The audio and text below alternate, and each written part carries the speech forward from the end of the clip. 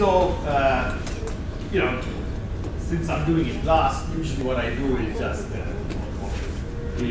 just sort of summarize the class and sort of put it all into perspective, right? So I know half of you are non-AIS, right? So the point of teaching this class is to show how central AIS is to accounting, right? And in the course of your this semester, you would have seen AIS play two roles, all right? So one is AIS as a research area.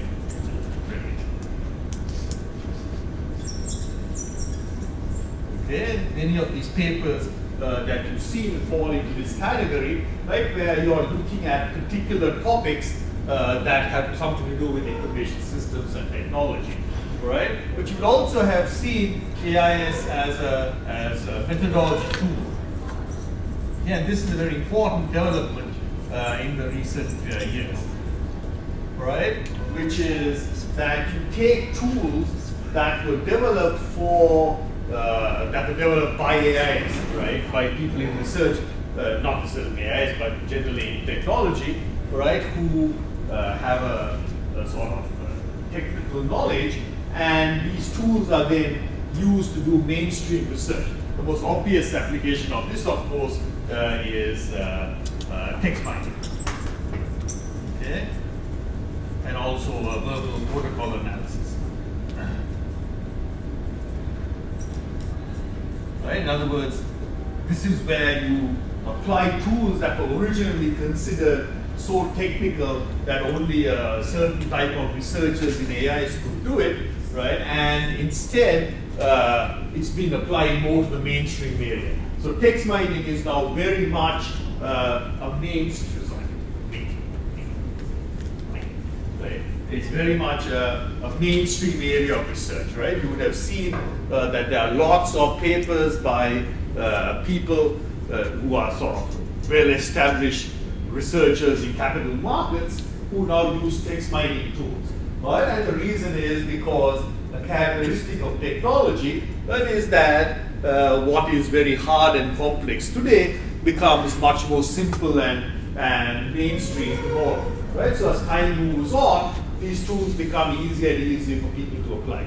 Right? Or else if you are at a school that's fancy enough, you can afford to hire an RA, right, who has the technical knowledge to do something like the text mining, right, and just give you the data, which you can handle. Okay? The first paper that really did this is probably not here. It's here. Right. Yeah, the name was Lee or somebody, right? He was a PhD student from the university from Virginia, no, Michigan State, right? I think his name was Lee, something like that, right? Anyway, this fellow, he had a very clever strategy, right? What he did was he was someone who you could consider to be an AIS student, right? Because he knew a lot about technology. This was about 10, 15 years ago, and he did text mining, right? Which at the time was very difficult to do, I presume, with the technology available and so on, right? But instead of writing an AIS paper, he said, no, I want to write a capital markets paper, right? Where the text mining was sort of subordinate, right? So it was innovative in that he was using an input into his capital markets papers, analysis based upon text mining, which nobody had really done before, right? But that paper got published in Economic Review, and he got into a top school, I don't know where, right? He went to some top school and did very well, right, doing capital market research. So he deliberately chose the strategy, right? His name is Lee.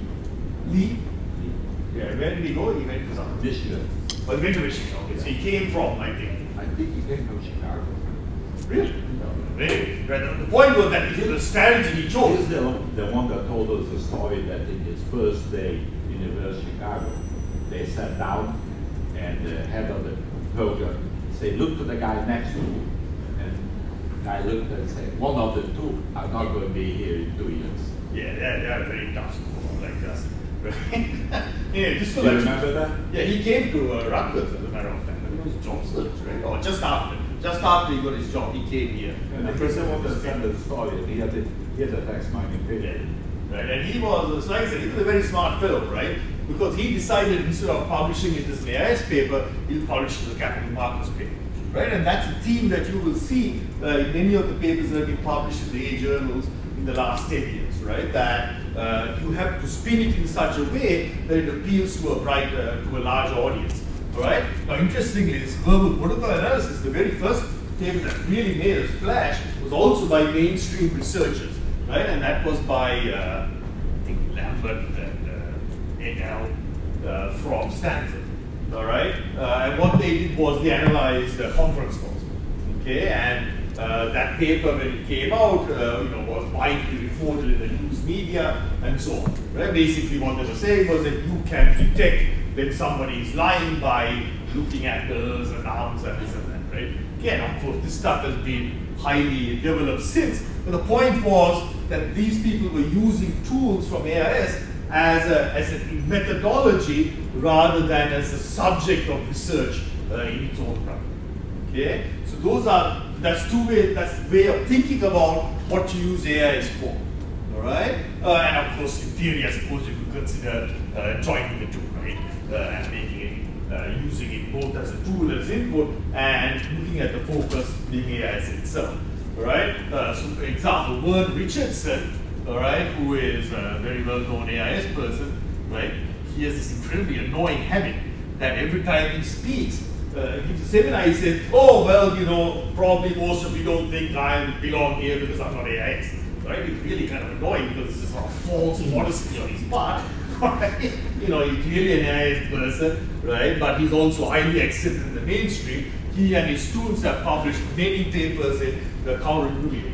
All right, but what they do is that they marry their focus on technology with classical capital market research. So they do papers like, does investment in technology lead to earnings surprises or something? I'm just making that up. But you understand what I'm trying to get at, all right? Well, in fact, I think I have some papers here by word, right? And it's instructive to see what they are. You can see they're both in a current review. So, so here we have determinants and consequences of firm information technology budgets. All right, so here's the technology part, information technology, right? But he's focused on seeing it as just one. He's looking at the effect of technology on firm valuation, right, or firm prices and so on. Like was like a normal event kind of study. Right, but he's bringing some technology in it. All right, so he's saying here that IT budget represents an important part of the firm. All right, and here they look at cross-sectional model expense variance in IT budget. All right, and then we measure the extent to which these IT budgets are linked to future firm performance measured using board financial accounting measures and return assets. In other words, this is an event study. Right, or cross-sectional study, all right, and just like you look at, say, how investment investment advertising or something like that affects firm performance, this is just looking at information technology budget. All right, so this is where he says, oh well, maybe this is not AIS, but to me, this is the word technology in the title, right? So that's just a relationship to AIS, right? But it's very much in the classical tradition. And I think you'll find the same thing is true. The second paper examined the potential benefits of internal control monitoring technology, all right, where they use the COSO thing, and they apply it to see whether it's associated with, the inputs, right? So they look at the internal control reports coming out of the Sarbanes-Oxley Act, right? And they look at whether it's related to increase in audit fees, audit delays, all right, and so on. All right, so again, they are looking at something that is specific to technology, but applying it in a sort of mainstream capital market setting. All right, and you will find that many people who are in AIS, right, eventually, once they start working, right, they move to this kind of research. right? You will see that with people like Rani Oitash and Uday Oitash and people like that, all right? They move here because they feel that doing this kind of sort of hybrid research is the best way of getting published in an A journal, right? And therefore getting tenure. Okay, right? Now, of course, one of the weaknesses of this approach, right, is that it just takes the technology as given, right, and tries to examine how that technology impacts the way the firm acts. All right, this is very different from looking at the technology itself and trying to push it forward, right, to increase its application to accounting. That is the kind of classic AIS research of the sort that Atala practices. All right, okay, because there it says no, we've got to look at how we can improve accounting through the use of technology. Okay, right, and much of the papers in this course that you've done fall into that category. Okay, so I just want to sort of summarize it as you go. Any questions before we begin? All right, if there's any particular questions you had over the course of this semester, I'll be happy to answer them given this is your last class. Right? Now I don't have a copy of the syllabus, unfortunately, to display. All right, but let's just go over the semester and see the courses that the topics that you looked at. Right? So I see here the very first class was by Nicholas, of course, right, and he was giving a sort of an overview of AIS, right, AIS research. Okay, and okay, when we look, I think I taught many of you in the boot camp, and you recall there that we had this little table, right, where we looked at the various different areas or topical areas in accounting research, right? So generally you have like financial, managerial, auditing, technology, and so on, right? Tax, government. Right? This Friday we'll see governmental accounting, and so on. These are topical areas, right? And then we also broke it down by the methodology. Right, so there is analytic work, right? There is empirical work, okay? There is experiments, right? Case studies, and so on. Right? Okay, and you might also either here or separately, you might also consider what's called normative research. All right? And you no doubt studied this already, all right? There is a big difference between what's called normative versus positive. All right? The positive research means you basically take the world as given and try and explain it. All right? So this is sort of looking back. Right? It's asking what happened. Right? So most capital market research falls into that category. Obviously, you start with data from events that have already taken place, like market prices for the last 10 years, and you try to explain what happened there. All right? So in this particular instance, you say, I can explain something about what's happened with audit fees by looking at internal control weaknesses. Right? Or in the prior paper, they will say, well, I can explain how the stock price changed based upon how big the size of the IT budget, right, for the company. All right? Normative research, though, is looking at what should happen. All right? What should happen, meaning how should the world change in the future? Right? Putting forward and saying, I think this is a better way of doing something than what we're doing now. All right? So if you say, we think that audit firms should use audit analytics, all right? Or should use cluster analysis or process mining or something like that, that is normative research, right? What should happen, all right? Almost all the research ever done in accounting nowadays falls into this category. All right, probably 98% falls into this category. Positive research. Okay, looking backwards. All right, a very, very small amount is in this category. Right, normative. Okay, and as we discussed in the boot camp, the reason is because okay, in the starting about the 1960s, certainly the 70s, right, there was a great desire that social scientists, right, be seen as scientists, right, dropping the social part, okay, and the real scientists, the hard science, the physical sciences, the chemists, the physicists, and so on, all right, what they do is they look at the world and try to understand it. Okay, and so the social scientists want to do the same thing. They want to be recognized as scientists rather than as philosophers or technicians or something like that. Okay, now this is a big philosophical issue whether this approach makes sense. All right, because of course in the hard sciences the world is a given, right? I mean the elements are given.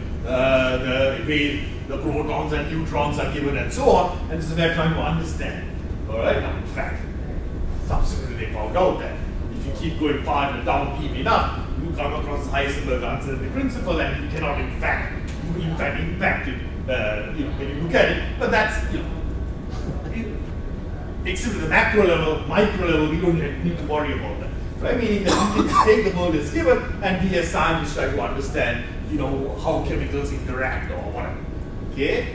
Now when you apply the same approach to the social sciences like economics, finance, accounting, and so on, all right, one of the problems, one of the concerns people have is that this idea that the world is static and given is not true. Right? The world is not static. The social world is not static because we are dealing with human beings, and human beings are creating their own reality. This is especially true in accounting, right? Because accounting is unique compared to even say something like finance, right? Because finance, there's something fundamental about transactions, about people buying and selling things. But accounting is entirely a human creation, right? There is nothing inherent in nature called accounting, all right, or GAAP or double entry accounting, anything like that. It is purely invented. Right? So since it's purely invented, the idea that we can take it as a static given is rather hard to swallow. All right? And that becomes even more so when we start talking about the application of technology to accounting. Because technology is continuously changing. And since it's continuously changing, all right, what is this static thing that we're looking at? Right? So once we start one way to avoid this question, of course, is to say just back to the last 10 years, right? Nothing we do now can change that, all right? But certainly that tension between is the world we are looking at static or not is of particular concern to AIs, right? Given the inherent nature of our focus on technology, which is something that changes dramatically, far faster than any human other organizational principle like accounting standards or organizational behavior or human mentality or something like that. All right, so that's something that we need to consider. But in any case, the reason I mentioned that is this idea that we can just look at what happened rather than what should happen, right, is something that the accounting profession chose to do in the last 50 years, and it has raised a great deal of questions, all right, about the relevance of accounting research. Okay, and hopefully you study some of these papers that have been written by some of the big short accounting researchers, the mainstream accounting researchers, people like Dembski and Hopwood and people like that. All right, hopefully you read these papers where at the end of their careers they write these papers saying, oh, I'm really worried about this accounting research, it's totally rubbish, it's not relevant to anybody, nobody reads it, and so on. All right, and the reason they write these papers is precisely because we have become so much into positive accounting research, right, that people say, who cares what happens 10 years ago, right, when the world has changed so much since then. So what kind of accounting research nowadays falls into the normative category? What do people do? Well, it's only about 2%. Right? So the kind of paper Miklos writes would be considered normative accounting research, right? So when you wrote a paper, Kevin this paper on big data, right, saying why accountants should do big data, I paper, that is normative research. Okay? Right? Or when he goes to the PCOB and says, you know, you should be doing audit analytics, what technology should audit analytics, that's normative research. Okay? Alright, so that's an example of normative research, but again, I'm just sort of drifting it. The point I'm making is that very little research falls in that category, right? And increasingly, AIS research is becoming positive, not normative. Alright, so when we started 10, 15 years ago, much of it was normative. You know, we should do continuous auditing and years like. Alright, but increasingly people like Vern and so on are switching into the positive area. And again, the reason is that it is very, very hard, in fact, not hard, it's impossible to publish normative research in the age of, alright, they just will not do it. Okay, now, alright, if you go back and look at the accounting review 50 years ago, many of the papers there were normative. Alright, because here's a new way of doing variance analysis. Well, they would actually publish such papers back in the day. Alright, but all that was dropped because it was not considered proper science. Okay? I don't really understand why it got dropped. I mean, isn't that kind of, I mean, that's what I would figure is like the point of doing research, to figure out how we should do things going forward, right? Well, the point of doing research as an academic is to get tenure, right? So, no, that is not why you do research. You do research to get a job, right?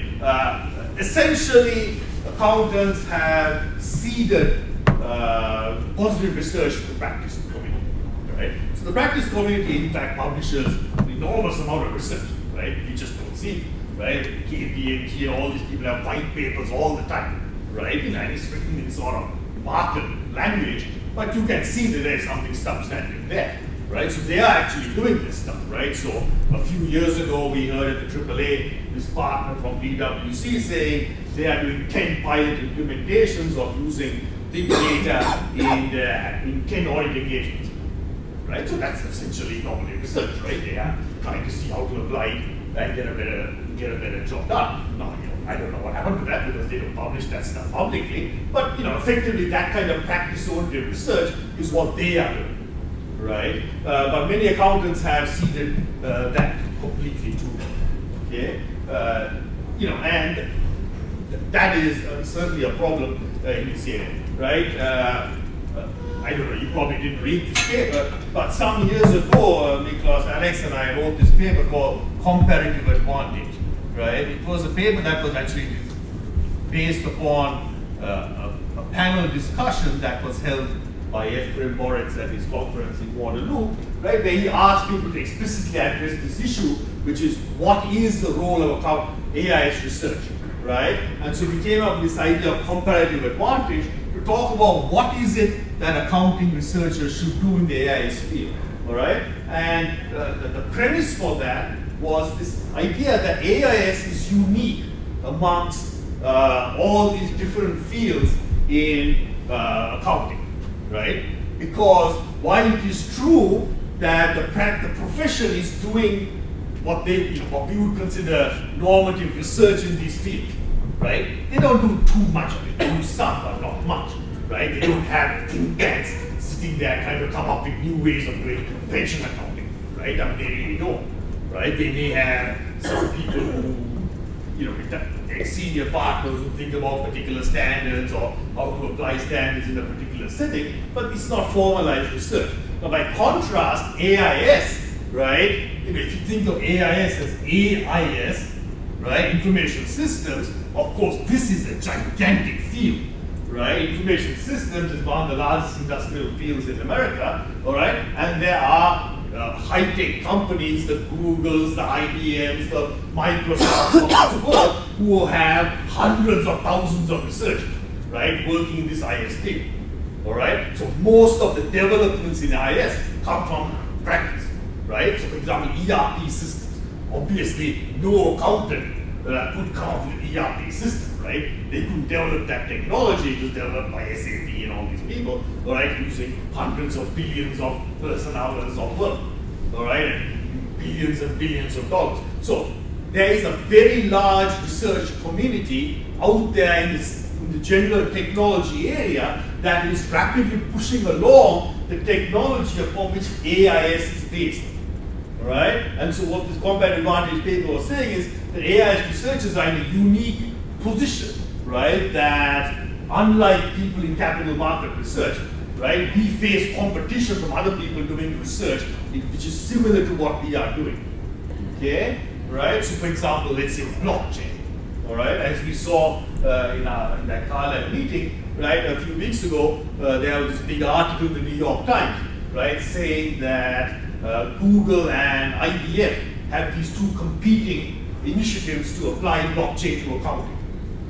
All right, so these are big initiatives, huge amount of money behind them, hundreds and hundreds of researchers collaborating in these initiatives. Okay, that is something that if you are going to do research in blockchain accounting, you obviously need to collaborate, right? I mean, it's very hard to imagine that any one individual accounting researcher could compete head-to-head with IBM, right, in applying blockchain. So you can work with them, but you're not going to work in opposition to them. That would be absurd. Okay, right? So now you have to ask yourself, what is the role of the accounting researcher in that setting? All right, and so what we came up with was the idea that the role of the researcher is to do something that is longer term. All right, so in 1991, before there was even an internet, for Miklos to suggest continuous auditing was visionary, right? I mean, the technology to really do it didn't actually exist at the time. All right, but today he's not going to suggest that we develop a competitor to ACL.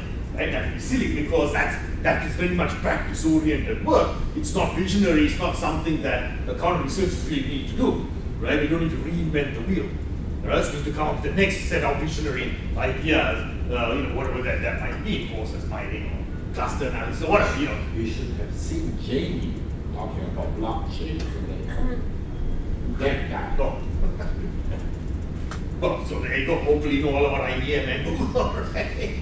Because otherwise, you might be reinventing the wheel, right? So, anyway, this paper tries to address that issue. So if you're interested, you might want to look at that paper. It was published in IJS 10 years ago, all right? But it's just conceptual, just trying to understand what is the role of accounting researchers in this larger ecosphere, right? Where we face, you might consider them either competitors or partners doing research that is relevant to us in a way that people in these areas do not, right? There's nobody outside, but that's not true. That's not quite true, right? Running regressions, yes, there are people on Wall Street doing that, but they're not publishing for research purposes, they're doing it for making money, okay? All right, anyway, so just go back to this little table, right? So in the AIS field, in the technology field, we have people who are in these. We have very little in this area, right, the analytic area. Okay, we don't really have people who are doing analytic models, with technology. It's not the right one, right? But as you can see, there's a lot of work going on here. All right. There's also a substantial amount of work done here, right, in the experimental area. All right, and many experimental AIS papers were in fact published in the top journals. Unfortunately, many of them were subsequently withdrawn, right, because it turns out they were dubious, let's say. Right? So, but that's still an open field, right? People like Helen, I'm sure, are doing experimental work in the technology field. Okay? Case studies. Right? This, I think, is a very promising area. You will see that in AOS, the British Journal, you will see some case study-based stuff, not directly on technology, but related to it. All right? And as I mentioned, there is a small amount of this normative research, but I think in the AIS field, that normative research is extremely important, much more so than any of these other fields. Right? Because if there is a normative research in AIS, it's hard to see where the future of that field is, right? Because sooner or later, this stuff will become capital market research. all right? Okay, and let me just talk about this, right? You know, a lot of people, as I mentioned in AIS, are trying for reasons of publications, if nothing else, right, to get into this technology capital markets area, right? Here. Okay? Now, when you do that, right, ideally what you do is you bring together expertise on technology with expertise in doing empirical work. Right? Someone like Vern has that training to do it and do it very well. Right? A lot of AI people do not have the second part. Right? They do not have the training in empirical research. Okay? And so they do very poor or inadequate empirical research. Okay? And that is worse than useless. Okay? We saw a lot of that with the research in XBRL. All right? When we did XBRL research, there were people like Ephraim or Warren or whoever who did a lot of normative work and some case-based research and this and that. But there were also a lot of people, not them, a lot of other people who got into the bandwagon and started doing empirical work with XBRL, right? And they were really embarrassingly bad because they just don't have the training. How do I get that better, right? No. The people who do empirical research have spent years and years learning the craft of doing empirical research. They studied the underlying theory of statistics and so on. They've been taught by their advisors, the tools of the trade, the tricks involved in doing empirical work, what tests you have to do, how you write it up, and so on. And many of the AI people didn't have that, and so the research they did was really laughed at by the true capital market researchers, right? So if you want to, this is not an easy way out. If you want to publish like Vern and all do, you really have to invest in making sure that you are as good with doing empirical work as any capital market researcher, right? Okay, because otherwise it just goes slow. Okay. All right. Anyway, right? So let's do this thing. So so this first so when Niklas was talking about his overview, right? This is the sort of background you need to keep in mind. Okay. After that, all right. Then you went to a topic of which I know absolutely nothing, which is REA. All right. Okay. And having sat in on Alex's teaching of it, I still know nothing. All right. But I think you should put REA. Because correct me if I'm wrong, as originally as part of this normative, right? It was a sort of proposed model for modeling how modeling something, all right? Modeling databases, okay? And I've never understood it, right? So I can't do anything about it, right? I've never ever been able to understand what this REA is or what it's trying to accomplish, right? As I understand it, when Graham Gall came here and presented his REA paper, I think he did a much better job than anybody else I've ever seen actually explaining what REA is. All right? And he made it very clear that this is a normative way of modeling the world. All right? If you take Professor Gillet's, any of Professor Gillet's course or TA for him, you are going to know more about REA than anyone in the world knows. Yeah, well, I think that the key thing that Graham said that made me understand what REA is saying, right, is that it is not optimal. All right? And this part is very hard to understand from reading the papers that you have read, right? In other words, it is purely normative, meaning it is people getting together and saying, given the kind of vocabulary that an REA model has, this, for example, is how I think you should model the role of auditors. All right?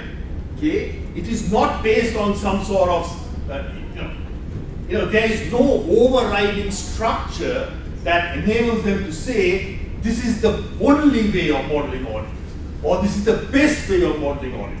It's simply a way, right? Nothing else. All right? That, I think, is the key to understanding REA. All right? REA is a language for modeling the real world, right? And it can become unbelievably complicated.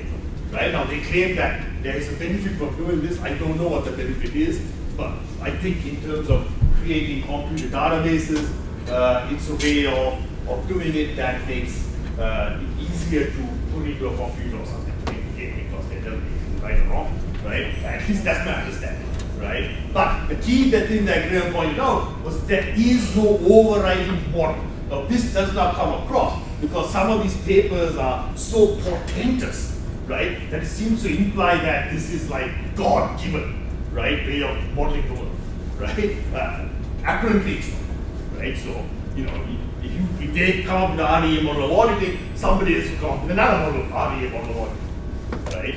Okay, but apparently it gives you some benefits for databases, right? But that, again, that's really all I can say about REA, right? It's a way of modeling the world using a very precise technology-based language, okay? All right, but his paper, Dan O'Leary's paper, I found extremely difficult to follow, right? Because he mentions axioms there, right? About this is the way it should be done, right? But I couldn't find any explanation for why these were axioms, meaning, you know, an axiom is supposed to be you know, sort of minimal set of assumptions. But I couldn't see how he proved that this is a minimal set of assumptions. I think it is purely, you know, based upon the way computers are, computer databases operate. This is a good way of doing it. I think that's about what we can say.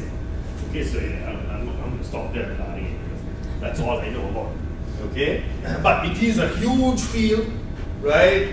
It is widely used apparently by people, not just in accounting but outside accounting, right? I believe that you know, he used to be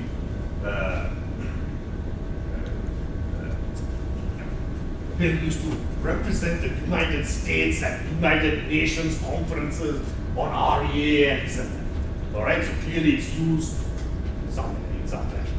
All right, you can ask Alex more about that. Okay, all right. So let's move on from REA. What was the next thing on your list? Okay, design science. Why not? Design science is a very interesting thing. All right, design science goes back to this normative research. All right. Now, if you recall what I said, right, it's very hard to publish normative research in accounting, right? Because the social scientists decided to drop normative research because they didn't feel that it gave them any respect with the hard sciences, right? So positive research is more like, you know, Newton looking at rays of light refracted through a prism or something, all right? Or Einstein looking at black body radiation, observing the world and coming up with theories, all right? However, right, people like McCarthy's and all, they felt, no, right, AIs in particular cannot survive if they don't do normative research, right? So they wanted to do, let's say, politically correct normative research, right? Right? Or rigorous normative research, okay? And the way they did that was to turn to engineering, right? They want to draw an analogy to engineering. And what they said was, look, engineering is very rigorous. It is fact-based. It is not just, oh, you know, here's my airy-fairy idea, right? If I build a bridge, you know, the bridge has to work. They can't fall, right? That means I really have understood the physics, the chemistry, the geology, the hydrostatics, all that stuff, right? So I've really taken that into account. This is a rigorous piece of thinking, all right? And so they want to apply that same logic, right, to accounting research and say, when we say this is the way something should be, it is based upon a rigorous application of knowledge, right, on understanding the prior literature, of the underlying problem, what the solution to the underlying problem should be, and so on. Okay, all right? Now the question is this research, right? Engineering is quite distinct from science. You know, you can have a brilliant piece of engineering. Let's say, you know, there have been plans, science fiction plans, to build a bridge across the Straits of Gibraltar, right, linking Europe to Africa. Okay, nobody's built such a thing because it would be a monumental engineering challenge to bridge this gap. But in theory, engineers could do such a thing, right? It might cost $1 trillion, but you could build such a bridge. Okay? And so the argument is that that act of creating that trans-Mediterranean bridge is research in some sense, right? So it is doing something that nobody has ever done before. All right? So solving problems that nobody's ever tried to solve before, and so you could publish that as a piece of research, not just a piece of engineering. All right? However, they're also very clear that the second and the third and the fourth bridge across the Mediterranean is not research, right? Because you're simply replicating something that's already been done.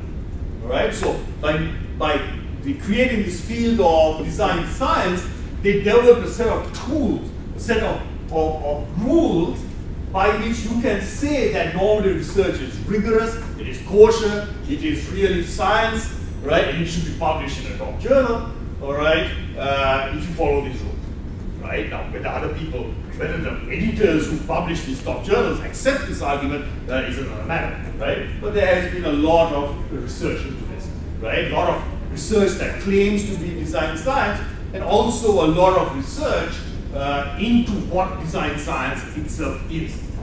All right, so a lot of, modifying this idea of what comprises design science. All right, so in this paper, all right, so you can see here there's a survey paper, design science information systems research, design science and REA perspective on the future of AIS. So there you go, right? So they are taking REA and applying it to AIS and saying we are applying these design science rules so that what we come up with is not just a thought piece, but a rigorous piece of applied research. Okay? Right? So that's what this REA is trying to do. Right? It's trying to deal with this issue of how can we do normative research, right? Which is not just somebody's opinion. Right? Because that's always the criticism of normative research. That is basically somebody saying, in my opinion, we should do variance analysis like this. Right? As opposed to that. Okay? Questions on that? Please ask questions. Sure as we go along. All right? All right. So that's that topic done. All right? Then we have Hussein. All right? Talking about exceptional exceptions. I can't read this. All right. So here is the part of the course which really introduces this idea of continuous auditing. Okay, and now when you read these sections of continuous auditing in the course, you see all these papers that have been published and so on. It seems like a well-established field, right? But 15 years ago, of course, it wasn't. Right? There was only one paper in 1991, then in 1998. I think Miklos, Alex, and Brent Sudit published a sort of, what do you call it, a research agenda, and then there was this red book and so on, right? But, it was an idea waiting for technology to catch up to it to some extent, right? Okay, because again, remember when Miklos first did it, there was no internet, there was no hyperlinks, there were none of these things that we take for granted, right? There were no ERP systems like SAP and this and that. All right, and so the Tara, starting about 20 years ago, started putting in place the thought infrastructure needed to make this continuous auditing reality. All right, and along the way, you learned by doing. All right, so you will see that Hussein cites the paper on Siemens. Right, so Siemens was one of the first real applications of continuous auditing into practice. All right, and we were lucky because Rod Brennan, who was the head of IT audit there, he came to us. I remember our very first meeting, we were eating lunch, and he said, I read about this. This just shows how the world operates. It's just pure luck, right? He was doing a PhD in Holland or someplace, and as a result, he was more academically oriented than most IT auditors would be, and he had come across this paper by Miklos and so on, and so he became interested, and then he approached us, and he was high enough to allow us to get access to that and work collaboratively with him, and so on. All right, and as a result, that very fertile research period enabled a lot of things to be put into practice and to learn from it, right? Learn from it things like, how do you act? It's one thing to say replace auditing with continuous auditing. It's quite another to say how precisely do you do it, right? So it turned out that their audit partner in Germany, KPMG, had given them a set of scripts, right, for how to do an internal audit, an IT internal audit, where they were called audit action sheets, and they were literally in a script. They would say, okay, this is what this test is supposed to do, right? This is how you do it. You go to this table on the SAP, you pull out this line, and you check it, right, against this, and the aim is to design this or other, and here's how you grade it, right, and so on. So it was very, very, it was very tightly scripted, as Germans tend to be, all right, and that was a huge stroke of luck, right, because that enabled us to think about how to automate it. I mean, it was right there, right, about how to do it. Okay, now, of course, in practice, there were huge challenges. Just getting access to this data was very difficult. But it turned out that, that Rod had developed their own in-house tool for extracting data from their SAP system. Right? Now, today, this could be done much more easily using Caseware or something like that. But at the time, they didn't have these tools. Right? So they had developed this tool, and they would look at it and they would figure out how to do this audit. All right? And many different research opportunities arose there. Right? So one day, Nicholas and I, we went to spend one day in Canada, in Toronto, just sitting in the room when the auditors did their work. And that was incredibly insightful, right? Just to see how these people operate. All right? And we learned lots of things from that. One of the things we learned is that the auditors did not know or care how, what these audit action sheets did. Right? You ask them, why are you doing it? Oh, I don't know. Right? I never thought about it. Right? So that was interesting to know. Right? To them, it's just a job. Here's a set of scripts to do, they just do it. Right?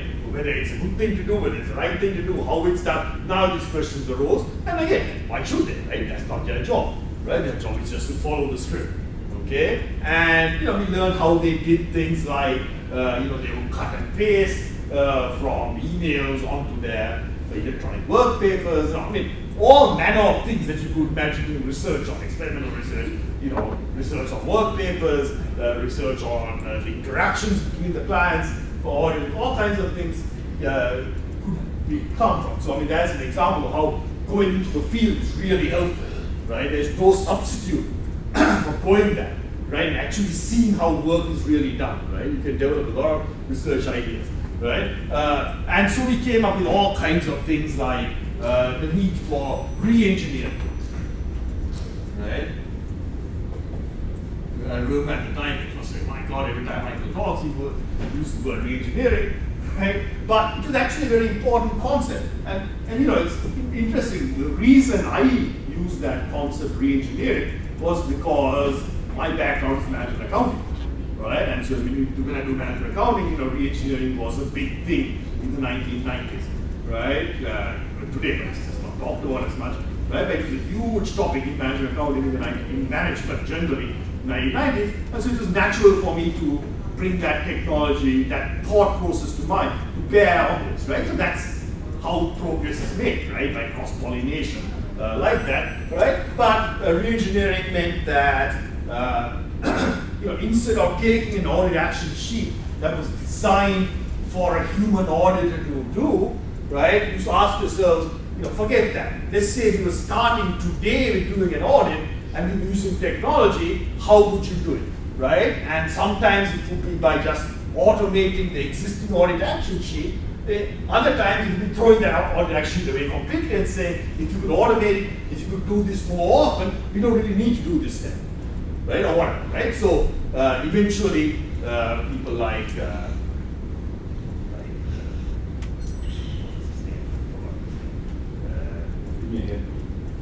Mormon chap with Pittsburgh, what was his name? Ryan. Right. So Ryan and the people at in his dissertation, he worked very closely with them on automating these audit action sheets, and eventually they came up with some statistic like 60 to 75% of audit action sheets could be directly automated. All right, meaning it would just take them as given and just translate them into computer code, and the rest had to be re-engineered. right? And you get up 90% or something, and then you would have about 10-20% of this which requires human interaction, all right? Which requires you to look in the eyes of somebody and tell whether they're lying, basically, all right? You know, to get to assess the tone at the top, that kind of stuff, right? And so, again, right, in the course of this long research project, various people were involved and came up with all kinds of very interesting parameters which hadn't been known about before. Right? So one of them was this idea of what percentage of an audit can be automated, which what requires re-engineering, and converse, right, what parts of an audit really require a human. That's a very important thing to understand, right? What parts really require humans to do, okay? Like assessing things that are pure judgment, right, which cannot be just easily graded on a sheet of paper, okay? That's becoming increasingly important today. Almost 20 years later, as you can see, there's a huge push for automation, right? And so this idea of what requires a human is going to become an increasingly important area for society to deal with, okay? Hey, one of the other things that came up in the course of this research project was this idea of alarm floods, right? Alarm flood meant that, you know, when you put in place some automated system for monitoring, you know, the SAP system, let's say, at Siemens, you know, you would get exceptions being reported, right? And you know, what happens when you, instead of having, you know, let's say the traditional way it's done, you do, the auditor comes, the external auditor comes in, pulls up 30 SAP systems at Siemens, but at Siemens has something like 7,000 or something system, right? Pulls up 30 of them and does some tests, right? To see whether they are doing what they're supposed to be doing, and you find that 4 of them are not, right? And so then you go investigate these 4, right? And that's a doable thing to do. But when you're monitoring all 7,000 automatically, all right, instead of getting 4 out of 30, you know, you might get, let's say, 10,000 alarms. All right, what do you do then? All right, and I remember Rod talking at a car lab annual meeting once, and he made a very important point. He said, you know, having 10,000 alarms is the same as having none, right? Because you just ignore them. Right? You just ignore them. What can you do? I mean, nobody has the resources to go to get 10,000 alarms. So you just simply ignore them altogether. All right? So having more alarms is as bad as having none. Right? You just don't know what to do about it. Okay, and so what Hussein is, the dissertation came up with this idea of what we call exceptional exceptions, which is, you know, if you have 10,000 alarms, how do you decide which ones are the most important? All right, and let's say that given your human resource constraints, you can only look at 30 of them. All right, can we come up with some tool that will reduce that 10,000 to 30? All right, and do so in a way that you know, identifies the most important ones. All right, and in fact, other people, I think Yonggang, right, he is another dissertation using another technique for doing this sort of prioritization, right? So he used higher moments of the distribution, the skewness, and so on, and Hussein came up with this idea of weighting based upon expert knowledge, right, and so on. Right? But this is still an ongoing issue, right? Of course, we can always go from 10,000 to 30, right? You just randomly pick 30, right? That would solve the problem, all right? But whether that's the most important 30 is the big unknown, right? So this is still an unresolved issue, which is how do we deal with these alarm clocks? But that's what he was talking about here with these exceptional exceptions. Okay? Any questions on that? You can see here that he mentions other working papers even today, like this one with Helen, identifying and prioritizing irregularities using a rule-based model with a weighting system, and so on, right? Okay, and then this paper with Alex on logistic regression. You know, there are lots of papers like this. Alex has a paper with some lady, I can't remember her name, where they used Dempster-Schaefer theory, right, to try and prioritize exceptions, right? So there's various methodologies like that out there which people are putting forward. And in a sense, this is normally research, right? Because they are proposing this as a way of prioritization, right? Unfortunately, what none of these people can really prove is that this is the correct way of doing it, right? And the reason we can't prove it is that we don't really know from those 10,000 which are the 30 most important, right? We just don't know that because nobody will tell us, right? I mean, obviously, if the company was willing to look at all 10,000, identify the 30, then we could develop a model that will give us that 30, right? But since, often what happens is, even if you have real-world data, Hussein or your mom or somebody will come up with a list of 30, and they will hand it to the company, and the company will say thank you, and we'll never hear from them ever again, right? Whether the 30 was in fact fraud or whatever it was, right? I mean, they won't do it, they won't tell us, even if they find it, for confidentiality reasons, right? So that's a really frustrating part of doing this kind of research, right? I just don't know. Something to this. Young Baum's dissertation, as Michael mentioned, and Hussein's dissertation had methods to create what we now call suspicion fudge, which is a weighting scheme to give weight to type to particular exception to find. They also started calling, when auditors see the words exception, his eyes go red and he starts shaking. Because the moment an exception is supposed to follow it up. So they started calling it notable items. And what the MADS project is doing is extracting from the population using full population filtering and coming up with notable items. And then they filter out the notable items some kind of prioritization of exception. I presented this at the PCOB on Thursday. They didn't seem to draw, and they could understand the reason. And when I explained to them that what's happening now is firms don't want to use any electronic filtering because they finish up with too many exceptions, and then they get wronged by the inspectors. So they were very sympathetic to the argument. So I would be surprised that eventually, give it 20 years, they'll change the rules. But in fact, in the process mining paper, we call them audit relevant information, right? So you can call them all kinds of things. But unfortunately, the problem with all of those terminologies was highlighted in a very interesting article that was on the internet a few days ago by a lawyer, right, pointing out the immense danger this poses to audit companies, right? And so his argument was the following. He was pointing out that in the last 10 years, there's been very, very little litigation of auditors, right? Various rule changes and Supreme Court rulings and all severely restricted the ability for investors to sue auditors. So there's only been like 10 in the last 10 years, some trivial number, right?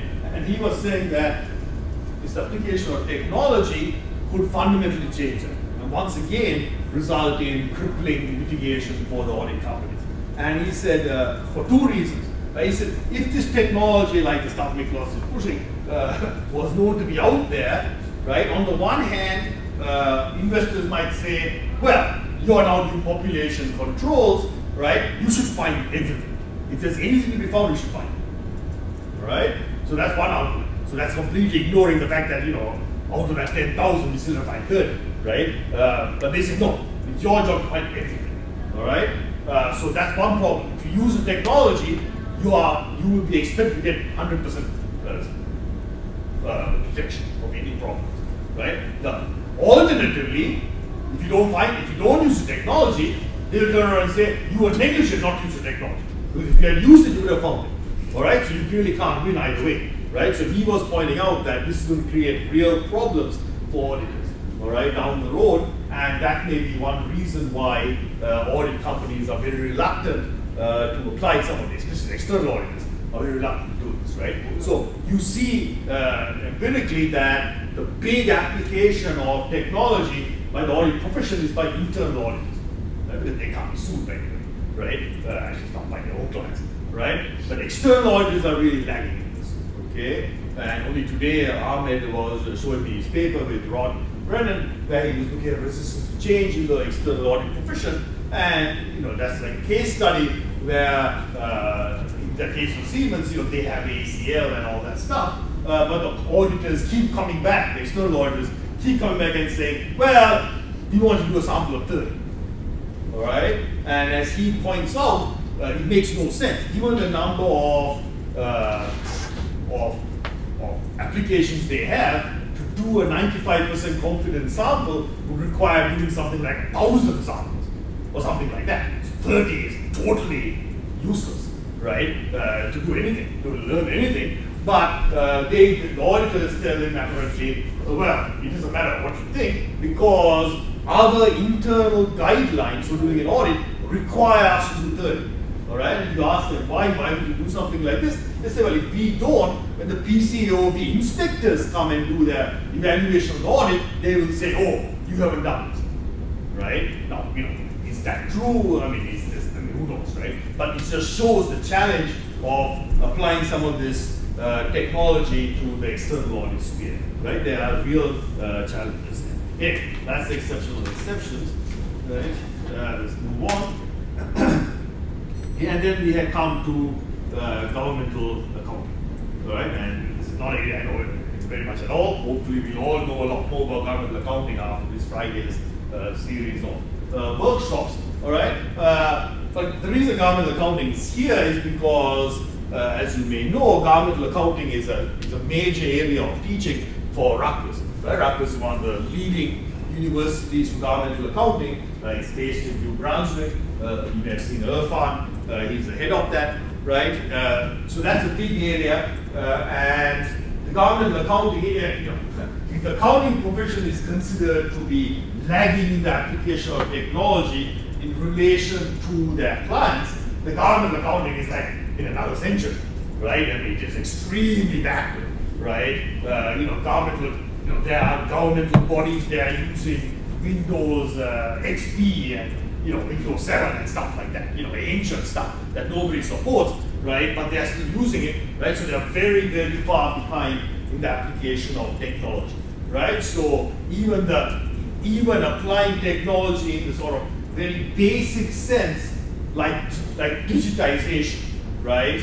Which is something that the public sector, private companies have been doing for the last 30 years, even applying that to governmental accounting is a big innovation and a big value added, all right? So that's what people in the Carlin have been doing, right? In particular, people like Denise and so on have been working on applying XBRL to governmental accounting, all right? Which is to try and tag the documentation, because so many of the results they get are just paper-based, right? People just some paper, right? And so as a result, as a result, it's just very hard to do any kind of analysis of governmental data. All right, there are some countries that are different, Singapore, the Holland, and so on. But generally speaking, the US is very far behind. And governmental accounting is also complicated by the various different layers of government, the local government, the state government. Each one of these is totally independent, and they all do all kinds of different things, and so on. All right, but as he may have mentioned to you, or whoever taught this class, when you say taught, he probably taught you about the Data Act, which was a major law passed by President Obama some years ago, which is trying to bring some digitization to the governmental sector. All right, it's not perfect, but it's slowly getting there, and so there are opportunities here for research by people like they've been doing to go in there and help the governmental bodies try and move into this technology work. Okay, all right.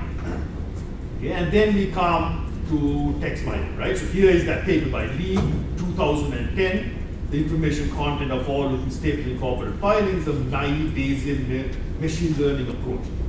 All right, there's nothing naive about Mr. Lee. All right, he's a very smart cookie indeed. All right, so you can see this is a two-barreled title. All right, the information content of forward-looking statement in corporate filings, that is pure capital market speak. All right, and the second part, the naive Bayesian machine learning approach. All right, he's tossing in all these buzzwords of technology, right, to make this appear like a really innovative paper.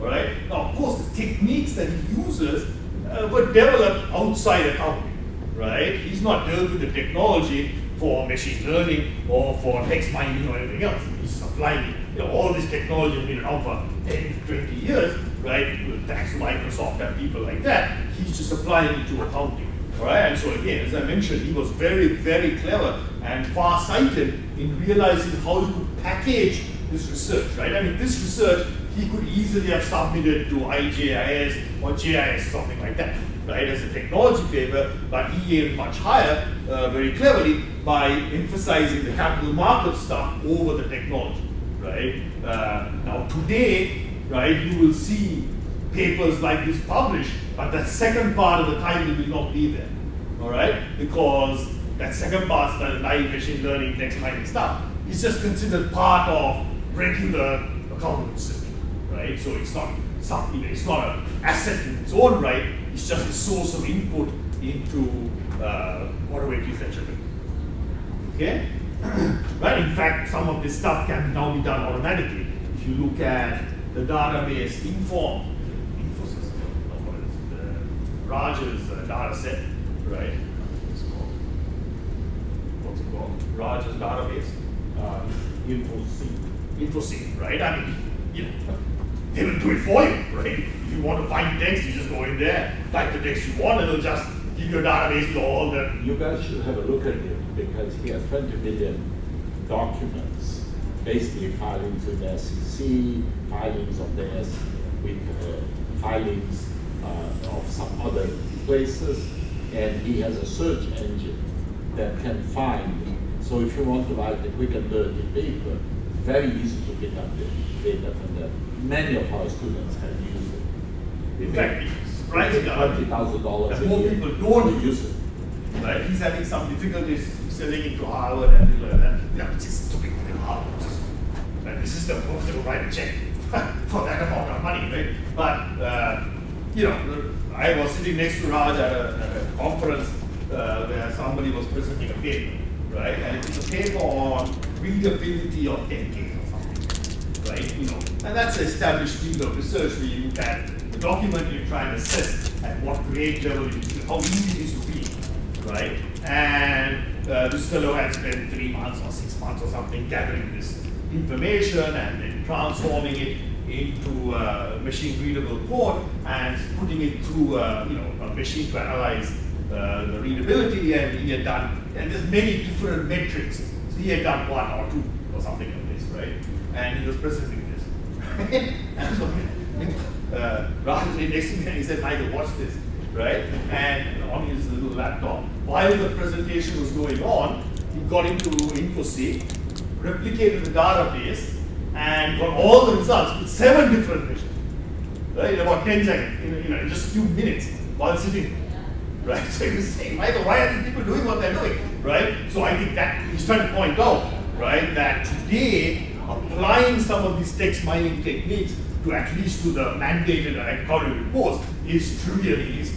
Thanks to his technology, he's done all the hard work, right, to build the technology that enables you to do this very, very easily.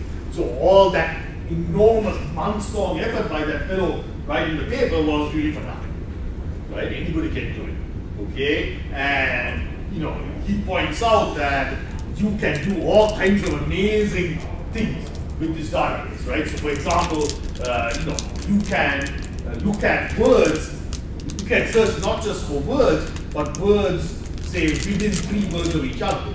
Right? So, for example, you could search for sex scandal plus CEO, right? And find all companies that report a sex scandal report involving their CEO, right? If you saw it, or whatever, right? The point is that it's very easy to do this kind of thing, right? So, his argument is that now, right, while previously for people like Lee, the being able to do the text mining itself was a selling point of the paper, right? The fact that he was able to do it and others couldn't was one reason the paper should be published, not just the result. I mean, I don't think anybody remembers what the results are from Lee, right? What they remember is the method he used, right? But today, anyone can do this method. So that is no longer a criteria for publishing a paper in text mining, right? Nobody cares that it's using text mining, right? So what he's saying is now you're going to come up with some really interesting ideas to test, because just doing it means nothing, right? So you can see this was published in 2010, this is now 2017, just 7 years later, the whole paradigm has shifted, right? This paper could never be published today, right? In accounting, you do anywhere else because it would be considered such trivial data. Okay, so that's how rapidly technology has changed, right? And then he gives you various other ones. You can see 2011 textual analysis and 10Ks, Journal of Finance, 2012. You know, what's interesting is many of these are from, you know, 5-6 years ago, right? Whether they will be published today, right? Detecting discussion conference calls, right? Now that is presumably voice-based, right? I mean, that is, you know, I think that paper by Lambert and so on that I mentioned, which did verbal protocol analysis, what they did was transcribe the document, right? Transcribe the conference call into the words and analyze the words using text mining, right? Now, of course, a better way is to actually analyze the voice itself, figure out things like tone, right? Hesitations, pauses, and so on, right? So apparently there are people who will sell the transcripts, and some of them have cleaned it up, and others give you the full transcript with the pauses, the hums, the ers, and so on in it, all right? But clearly, even beyond that, we need to actually analyze the verbal text itself. And I'm sure there are technologies out there for doing that. In other words, for doing like kind of text analysis, but doing it for words, right? For actual sound rather than that, all right? And there's even there's research in other fields, not necessarily accounting, which even looks at sight and visual information, all right? So when Kevin was at Arizona, he was doing work for the Department of Homeland Security with Immigration Customs Enforcement, where they would look at cameras looking at people to try and measure their eyes, right? To see if they're lying on it, okay? There's cues for when people lie or not, right? He also did some work in 911 calls to identify, you know, whether you can tell who the murderer is, looking at murders, who the murderer was from the voice on the 911 call. Right? It turns out that I couldn't think of a very good result. They could tell from 911 call whether the person calling was in fact the murderer, all right, or not. Most cases it was, right, and so on, right. So there's other ways of getting information that you can analyze. So we're increasingly seeing text mining is now very routine. People have done it to death with 10Ks and, you know, all kinds of stuff with conference calls using text mining and increasingly using verbal protocol analysis for that, right? And even more than that. So I know you probably heard Helen talk about how she has a project where they did verbal protocol analysis of auditors talking about an engagement. Trying to understand from that, you know, trying to figure out how senior auditors think, what's important to them and what's not, and so on, right? So there's a lot of work going on the line. So this is where we talked about AIS as a methodology tool, right, rather than a field of research in its own right. Then because again, nobody in AIS is going to come up with a better text mining tool, right? As we see, because clearly there are people out there, Microsoft and all, who are far better qualified to come up with a text mining tool than an accounting person, right, or accounting student, right? So, you know, you've got to pick where, you've got to decide where your expertise, where your comparative advantage is, right? So the advantage here is in applying those tools to accounting rather than developing new tools yourself, okay?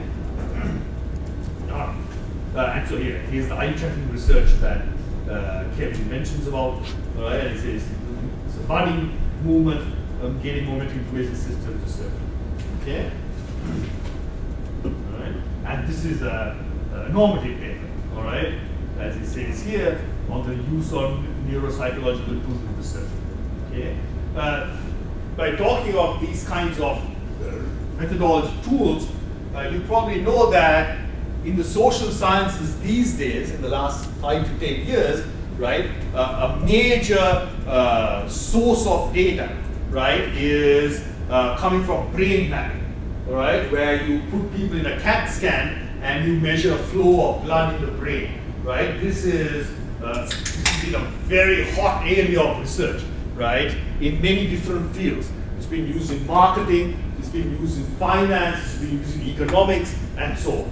right? So people look at, types of advertisements, right? And you put somebody in a CAT scan and you plug in their brain and you figure out how they respond to certain advertisements versus others.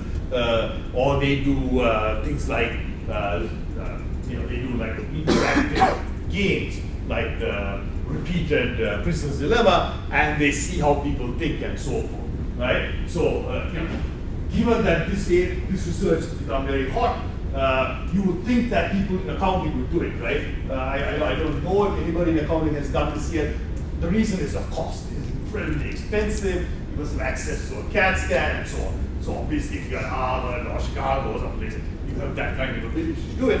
But it is now heavily published in economics and finance. So you would imagine that sooner or later, people will be applying this to accounting. I'm not sure how they will do this thing, right? Or what they would look at, but it's certainly an area to look at, right? Which is applying this. Of course, there are problems there. You can only afford to do 8 or 9 people, you don't have 500 people, but an audit partner going to a CAT scan presumably, right? You could definitely a great paper, right? But in any case, that's something you should think about as a future area of AI's methodology, all right? Using those neural scanning.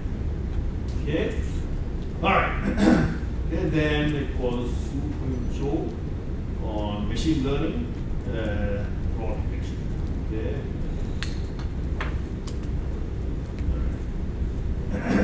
Okay, well, machine learning is not my area at all, right? Machine learning is, I presume they're talking about neural networks, all right?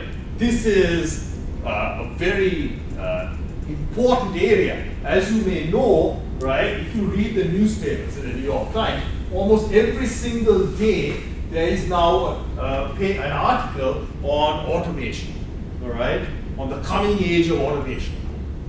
Okay, and if you watch PBS, you will see there's discussion there.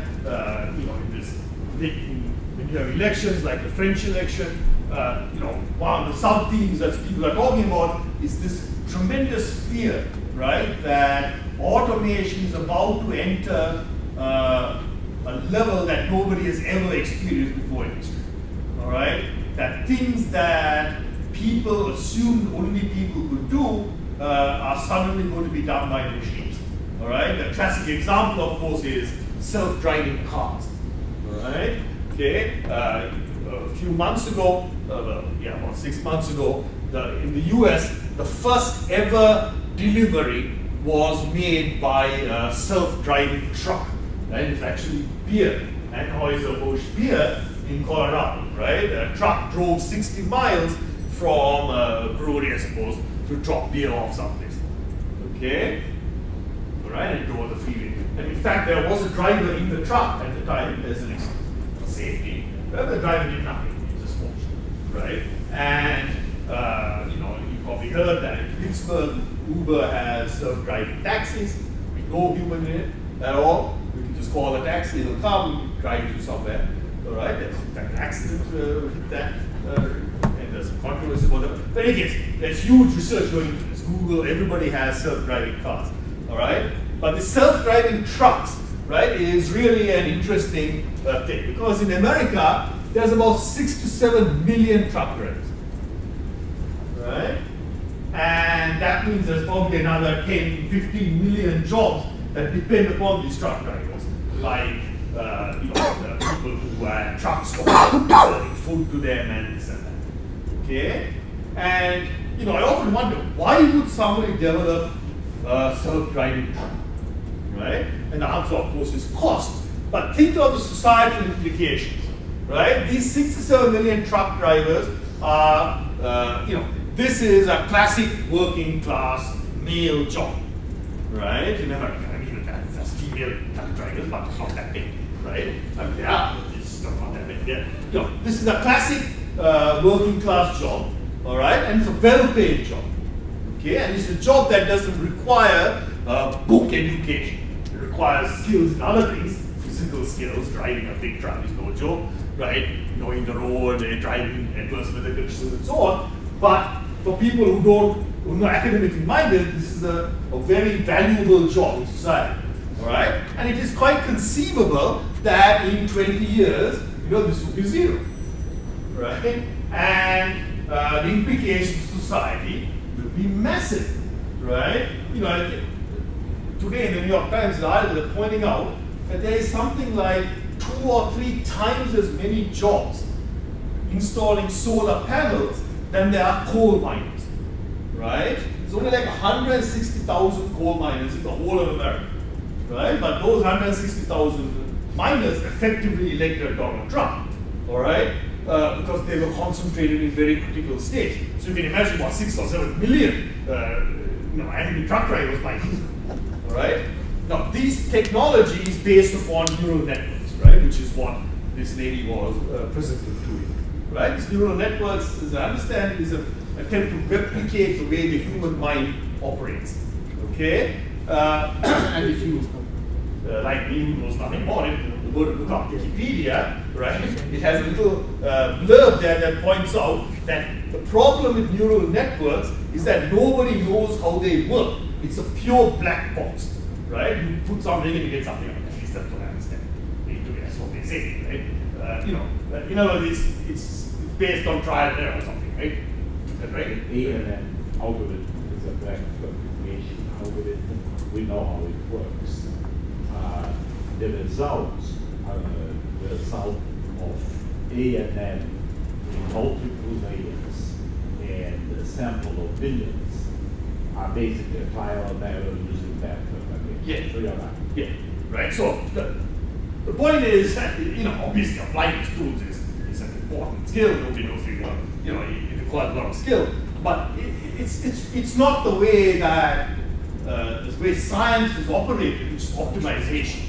Right, which is to say, here's a goal, here's how we get there in the most optimal way. It's just, here's a black box, it will give us a solution which works, right, and it works well, right? But this technology is developing so fast, meaning the computers can run these neural networks very fast now, increasingly fast. They do billions of calculations in a second, and of course the learning is permanent. Once you learn it forever, right? So, the first time you try to drive a truck, it's very hard, right? There was a very interesting article on the PBS NewsHour, right, about 15 years ago, I think, 10 years, DARPA, the Defense Department's Advanced Research Program, they had this famous trial for a driverless vehicle to go 15 miles or something in the Navajo Desert, all right?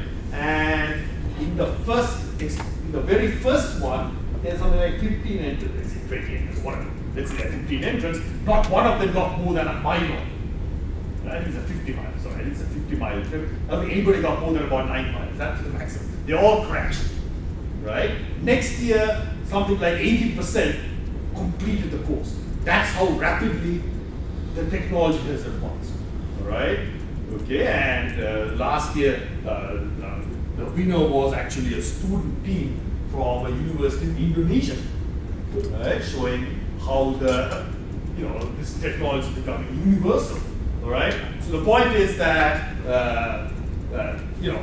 this is a rapidly developing field, okay? And so people are applying neural networks here, right, as a sort of methodology tool and applying it to auditing this particular instance for fraud detection, all right?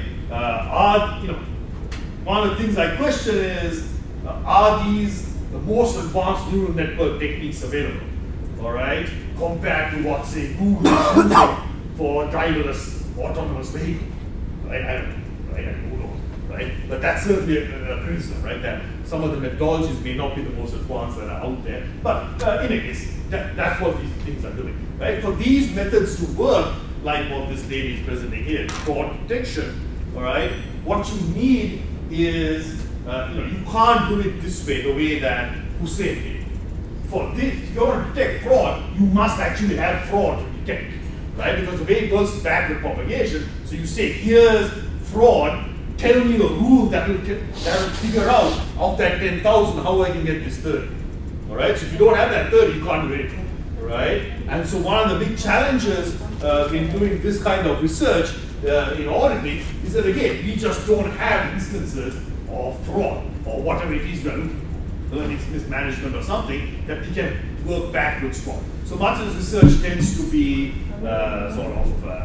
based on simulated data and stuff like that. Right? You seed errors and so forth, right? Now, one innovative way that Nicholas got around this was to buy this Medicare database, which actually has detected fraud, all right? And so that enables you, right? That's what it is, but that's the, it's not that they're interested in Medicare technology data by itself, but this is a unique database that is actual fraud to detect, right? We know what it is, so now we can develop tools to try and explain how to find that fraud in a more efficient fashion, right? So, but it's very hard to find databases like that, I mean, for obvious reasons.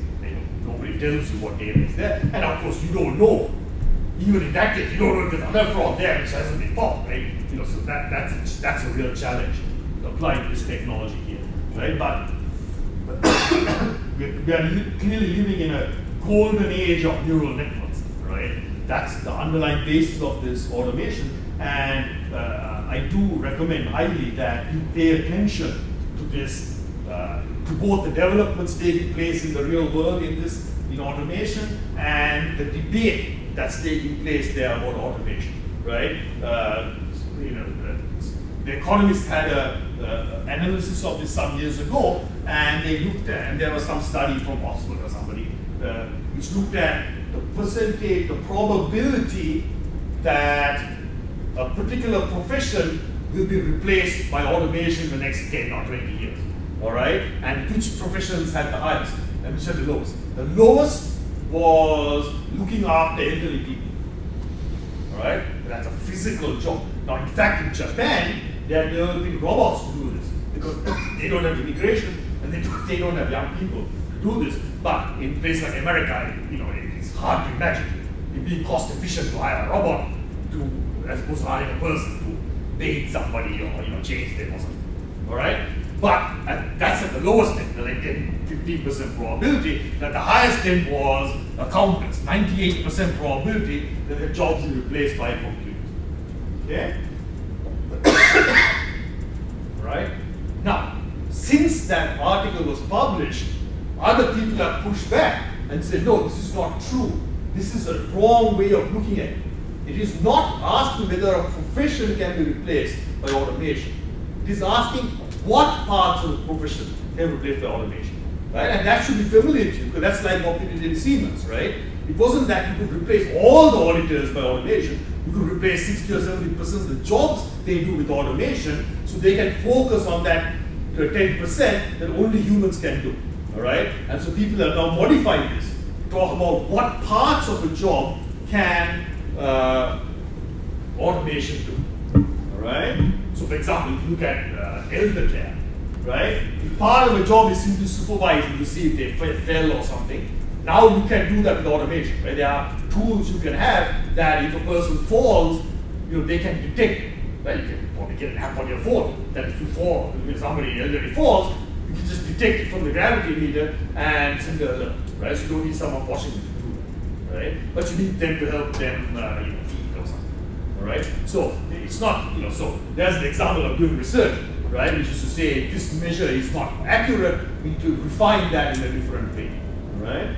But certainly in the case of accounting and auditing, this is something that we need to think about, all right? And this is the area for research, right? Which is what aspects of accounting and auditing can you apply automation to, and which ones can't you, right? There was a fascinating article in the New York Times a few weeks ago about this fellow in Australia who was a tax accountant, all right? And he wanted to figure out, all right, his tax work was tedious and boring, right? Could he automate it, right? So he called up some company in Austin, Texas, to develop this neural network technology and say, I want to buy your software, right? And apply it to accounting, to tax rules in Australia. Okay, right? So he shipped over the Australian tax rules, and this company read that into the thousands of not just rules, but the actual rulings by the tax code, right? So there's the backward propagation to it. You can say, how did the courts come up with this, with these rulings? What logic did they apply? all that was absorbed by the database. You know, it's off-the-shelf database, right? And within 6 months, they sent back a completed product, all right? And then he tested it, all right, by applying it versus him doing it himself. And in every case, the company got it done, all right? And now it's made it available to people. Right? So, you know, it's using off-the-shelf technology, right? He came up with a way of automating a lot of kind of routine work, right? That the tax accountants did, which is, you know, and what's interesting is not just that it automates like research, right? You can actually do scenarios there, right? You can go to it and say, you know, if I have to do this, and I'm using this, and I'm using this tax setting, and I've got this kind of partnership, you know, what's going to happen, right? And apparently you can do it, right? Now, again, the experts say, no, that's nonsense, you know, I can always come up with some scenario that no computer could ever come up with a solution to, or would not be as good as my solution to it, and that's probably true, right? But the question is not that. It's not, you can always probably stump the computer, because the computer is based on past knowledge, not future, right? But the point is that probably 90% of the work these accountants do in Australia is routine work. It is not this super duper stuff that requires expert knowledge, right? So the issue is not that 98% of jobs get, the 98% probability that all the accountants will disappear, right? But maybe 90% of the accountants will disappear, right? And 10% that remain will be doing the purely judgmental work or the normative work or whatever it is, okay? Right, so this area of neural research is far broader than is mentioned here, right? So you really should pay attention to that, because that is becoming very, very important in society, okay? All right, yeah, so then we come to Helen, right? And she's talking about this field, right? This experimental area applied to technology, right? And there have been, in fact, quite a few papers published in top journals looking at this. Let's see if I have some here. Okay. All right. This is.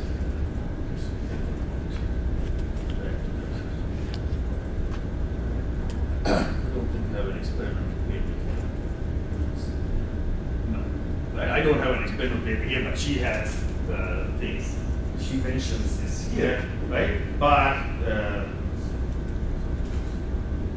right, you know, some of the, you know, the world of audit. If you go look at auditing research, right? So if you go look at go to the audit section meetings, right? The audit section in account is the second largest section now in accounting research, right? It's second only to capital markets. Okay, to put into perspective, if you go to the joint AISSCT annual media meeting, there's about 80 people present, right? If you go to the audit section media meeting, there's over 400 people present, right? So this is a huge field now, all right?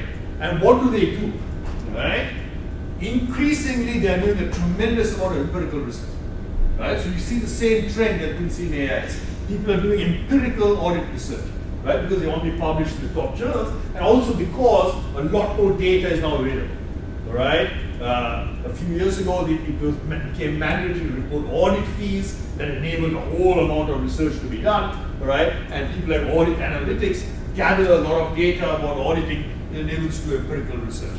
There used to be a lot of analytic work there, it's become a lot less, right? There's a lot more case-based and experimental work there, all right? Because before empirical became the big thing, a large area of research and auditing was behavioral, right? And what they did was they would bring in auditors or proxies for auditors and into an experiment, right? And you would give them some instrument and you would measure things like how well do they work in teams, or does the sequence of work matter, you know, how does feedback affect them, and so on and so forth. And that is the kind of papers that you see mentioned here. Okay, experimental methods in decision aid research, factors influence large decision aids, and so on. Right? So this was a sort of classic area of audit research which interacted with technology to the extent that the experimental instruments involve some technology, like giving information or on a screen, for instance, or a decision aid like artificial intelligence and so on. Right? And some of these papers that were published in the top journals are along those lines. All right. So this paper by Dowling, this one here, right? Right. The influence of audit teams, right? Is what they did was they used an auditor. You can see this is a sort of empirical paper, right, where they looked at auditors that got information from a technology-based decision support system, and they tried to analyze it using various behavioral theories. Right? This is published in a covering review, all right, and then she had this other one. All right. Again, another paper looking at an audit support system using technology-based information system to see how auditors work on it, right? So this lady, Stuart Lee, she was a professor at Melbourne. She was also very good at figuring out how to write papers in such a way that it could be published in these top journals. All right. Unfortunately, after about 10 years, she just quit, left academia, and disappeared forever. Right. So who knows where she is or what she's doing now? She's no longer an academic. All right. Have you heard from her, Nicholas? She got very sick, and she nearly passed away. Right. She's young. She's about 40 maybe. And then she recovered, and she got just working to her stepdaughter. She went to Tasmania or someplace, right? Yeah, so she's gone from little books. But anyway, there's an example. And Stuart retired. Yes, so all these people are gone. Right? That seems to be a theme. Many of these people have disappeared without trace, right? But anyway, so these people are gone, but it showed how you can do this kind of research, right? Publishing top journals, right? And again, her expertise was not just that she knew about technology, but she knew the behavioral literature, right? So these papers, right, if you go back to the prior paper, right, this one here, right, you can see that the opening sentence is, I use adaptive structuration theory and theory of planned behavior, right? These are theories from the cognitive sciences, okay? And that's something that accounting journals really like, that you apply these theories from cognitive sciences and apply it to accounting, right? In various ways. Okay, I was a discussant of a paper by somebody who's in the same field, all right, from University of Central Florida. This is the kind of work Steve Sutton and Vicky Arnold do, all right? And this was actually with Vicky, but she wasn't there. And this fellow did something along these lines. He used some theory, all right, to look at, right, what's called structural equation modeling. Right? Structural equation modeling is where you have, but let me show you an example of structural equation modeling. I'm looking at one of Steve's papers, let's say.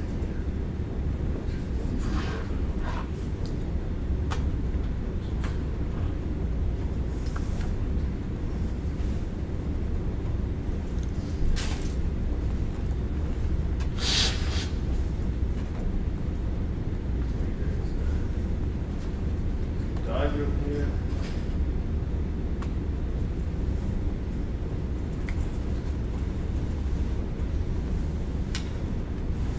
Well, that's not diagram here, it's 8.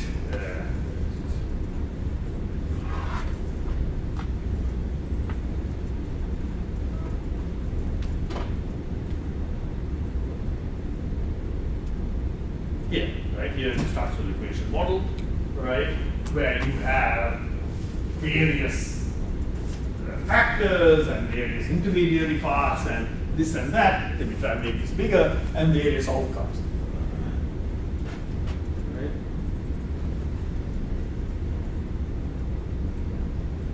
So here's what it looks like. Right, here's the structural equation model. Right? And there is a fairly large number of hypotheses here. Right? Okay, and when I was discussing this paper, not this paper, but a similar paper, what I was pointing out was they say, well, I'm using structuration theory or something. They just made that up, whatever it is, right? But they never explain why, right? And what the alternate theory.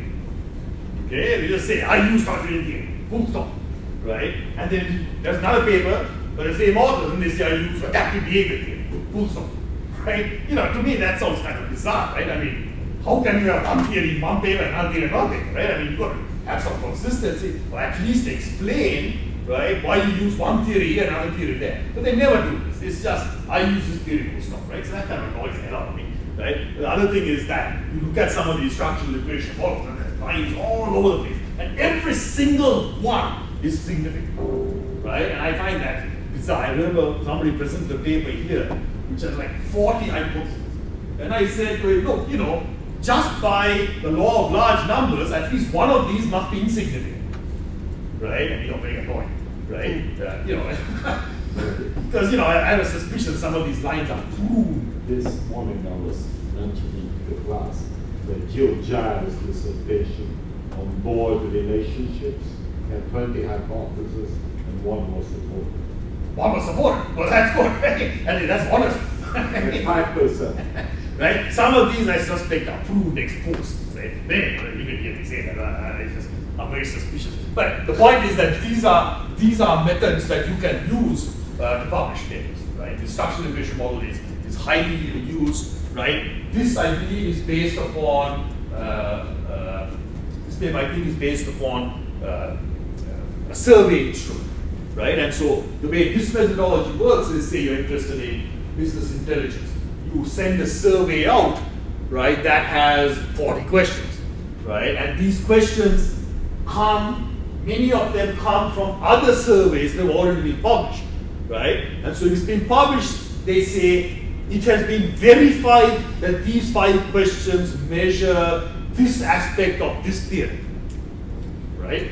That's how it works, right? If you look at literature, that's what they do, right? And so they look at various papers, bring together questions that they say have been validated is the key word, right? And therefore we can use it too, and it captures what we want to capture. So for example, absorptive capacity is captured by these 5 questions, right? And then they look at relationships using this structural equation model and so on and so forth, all right? And you know, hey, these are very successful in publishing these papers, right?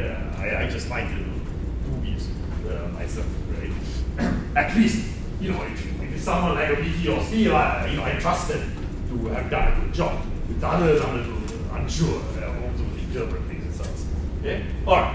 I think that's what else we have after that. Element, log papers. Right? Then we came to Glenn, of which I will say nothing because I know nothing about what Glenn did.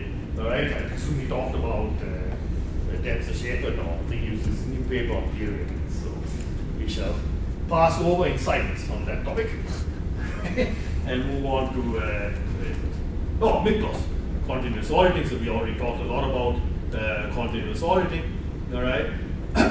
And if you just look at the papers that are there, right? So there are some, it's a combination of sort of empirical or case-based research and normative research, right? So Chu and Vasarhelyi developing intellectual structure for this auditing research, right? So that's like a sort of analytic, I suppose, sort of conceptual paper looking at how you would formalize this idea of continuous auditing, right? Right? And then, of course, the first help is the seminal paper, and so on, right? And so some of these are like say the feasibility economics of continuous assurance, right? That's the first paper I wrote on continuous auditing. You know, and you might say, you know, what kind of paper is it? Some of these papers are a little bit hard to classify, right? You might say it's a normative paper, but I think it's also, to some extent, more sort of analytic, because what we used there was, my background is economics, and so I used my economic training to think rigorously about continuous auditing, at least at the time. Very complicated, right? To think about how we might develop this in a more conceptual fashion. Okay, and I think that's an important role, going back to that comparative advantage paper, it's an important role for accounting researchers, right? Which is to formalize thinking, because, you know, in practice, a lot of people are pushing technology in a lot of different ways for their own purposes, right? And if you're going to apply to accounting, there needs to be a way to formalize it and to think about how you would apply it, and in particular to what area, right? And this is a well-established method of research in accounting, all right, many times in accounting, what accounting researchers do is they borrow methods from other fields and apply it to accounting, right? So Paul and Brown, right, they used the event study methodology, which had been developed in finance in Chicago in the 1960s, and they were the first to apply it to accounting, all right? Watson Zimmerman used political science theory, which was well established at the time, and they were the first to apply it to accounting, Standardization. All right, so that's a well-established way of proceeding. Right, somebody has to lay the intellectual groundwork before others can actually apply it or do case studies or whatever it is. Okay, right, and let's see here on. I don't know if they mentioned in this or not, but. Dan O'Leary, right? Dan O'Leary is, I think, a really interesting person, right? He has written some very good papers, and he wrote a very interesting paper using the Gartner hype cycle.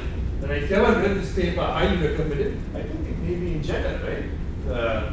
Right, the Gartner hype cycle. That's a fascinating paper, right? He actually presented this paper first at Continuous Auditing Conference, right? And what he was saying there was, the Gartner hype cycle, right, is this well-known model for how a technology, it develops, there's early adopters, there's this peak of inflated expectations, the trough of despondency, and then it starts taking off, right? And he said we can apply the same approach to accounting research, right? That when accounting research is applied to a new area, right, or when you talk about a new technology, where it's say XBRL or whatever it is, you can actually do the same thing, right? You can see the different types of papers that come about. So, part of the role that something like the Car Lab does is here, right? Which is to conceptualize and bring into accounting new technologies or new approaches, right? And it moves on. And what he was pointing out was that only here, long after the peak, only here do you actually have data that can be used for empirical work, right? Because until then, not many people have actually adopted the technology, right? So a lot has happened before that. So there is a role for accounting researchers to be also in this early part. Again, I'm not doing justice to his views. I do highly recommend that paper, right? It's a very, very interesting way of thinking about what accounting researchers do and at the different stages of a technology life cycle that they do it in. Right? That's right. So again, I recommend that. All right, let's move on. So we're almost done here.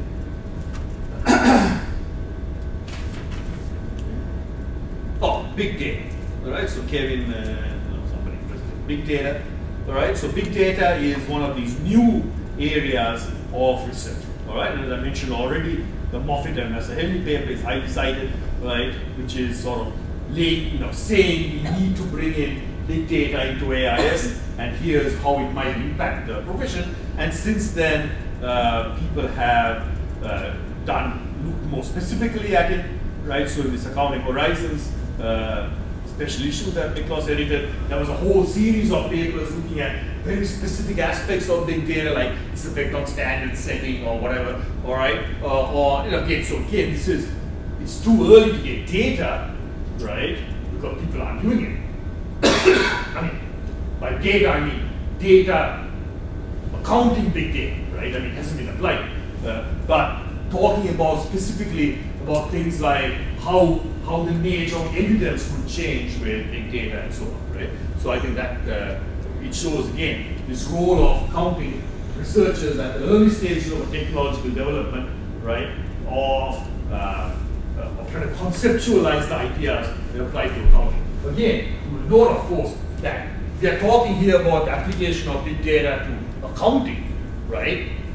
Big data itself, right, has been developed elsewhere in a very big way, right? So, here we are talking specifically about the application of accounting, right? The tools that we use to apply big data were developed by other people, Hadoop and so on, right, for their own purposes. Okay, so again, we are not developing the underlying technology, we are just looking at the application of that technology specifically to the accounting domain. Okay, right, and okay, and today I got an email from the AAA about this conference called Accounting is Big Data, right, which looks at which is a third now conference, right, where they are also trying to take a role in introducing researchers to what big data is and the tools available and applications and so on. So clearly we are still at the early stages of the application of that to accounting. There's a lot more research many of you are doing on this. It's in booklet. Alright. Okay. So they really have to encourage collaborative research there between practitioners and academics. Okay. All right. And then one, I think, last week would have presented on XPR. Well, XPR is a fascinating case, right? Because when we did our comparative statics advantage paper, we said what would the successful application of this theory to accounting research work? What's an example of that? And one example would be XPRL, right? Because you would think XPRL, the underlying technology is XML, which was developed obviously outside accounting by Microsoft, and is used as a version of HTML, right? An extension of it, you might say, right? And this is where, an accounting academic could have played a role in saying, okay, given my specialized knowledge of technology, I understand this XML idea, this idea of tagging data, and given my accounting knowledge, I understand the value that it would be if I could apply XML to financial accounting data, right, to get machine-readable financial statement. All right, and that idea is simple enough, but of course, actually doing it is vastly more complicated because you've got to think about how's the best way of tagging the data. Right? So, for example, do you go to like a standardized chart of account and just tag that data, or do you, Nicholas suggested at the time, go and look at the data that's actually being used and tag that instead, right? Do you start with a clean sheet, or do you start with already out there? And, what are the pros and cons of that, and so on, right? And then, once you decide on an approach, how do you actually develop the taxonomy? What rules should the taxonomy have? What checks should the taxonomy, and how should you display? All kinds of questions can arise there, right? So that's where, this is an area where you'd expect AI researchers take the lead and pushing it forward, right? Now, the only problem with this argument was that XPRL was not developed by an accounting researcher; it was developed by a practitioner, right? Charlie Hoffman. Okay, now in fact, that's not quite true.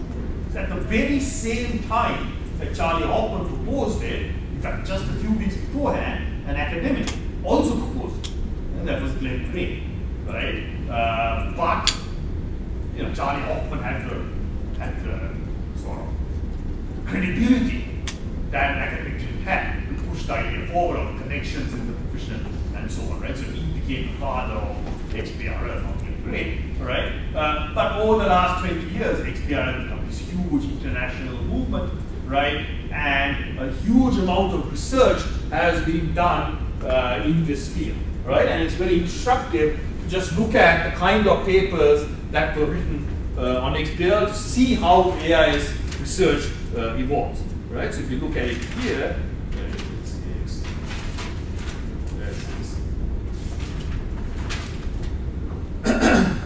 right? So you can see here there is a, let's look back. It's the earliest paper here.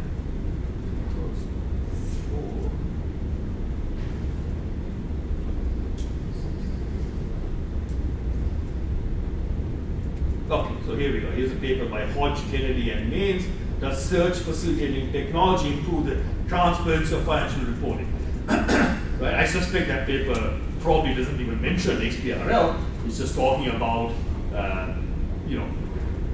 presenting accounting information on a screen versus books.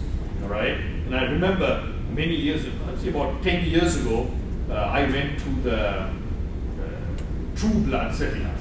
True Blood seminars is a seminar set up by Ernst & Young or somebody, right?